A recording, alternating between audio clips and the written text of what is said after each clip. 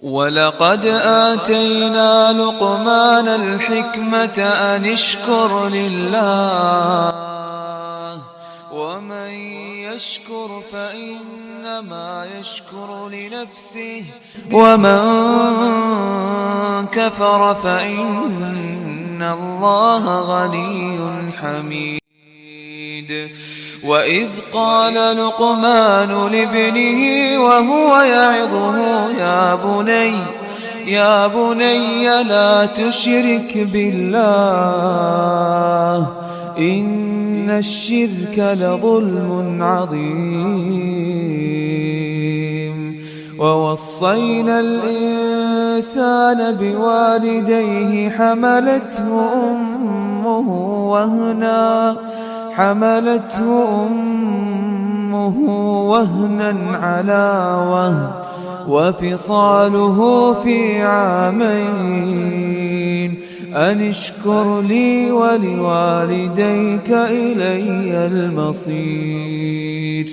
وإن جاهداك على أن تشرك بي ما ليس لك به علم فلا تطعهما وصاحبهما في الدنيا معروفا واتبع سبيل من أناب إلي ثم إلي مرجعكم فأنبئكم بما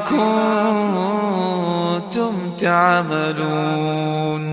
يا بني إنها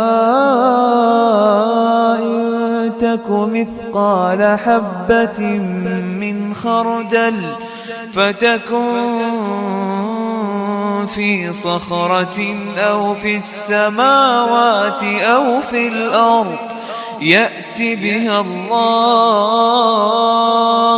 إن الله لطيف خبير.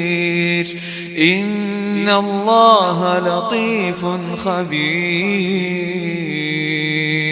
يا بني أقم الصلاة وأمر بالمعروف وانه عن المنكر واصبر على ما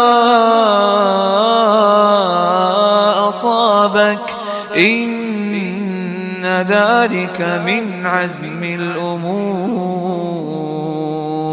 ولا تصعر خدك للناس ولا تمش في الأرض مرحا إن الله لا يحب كل مختال فخور.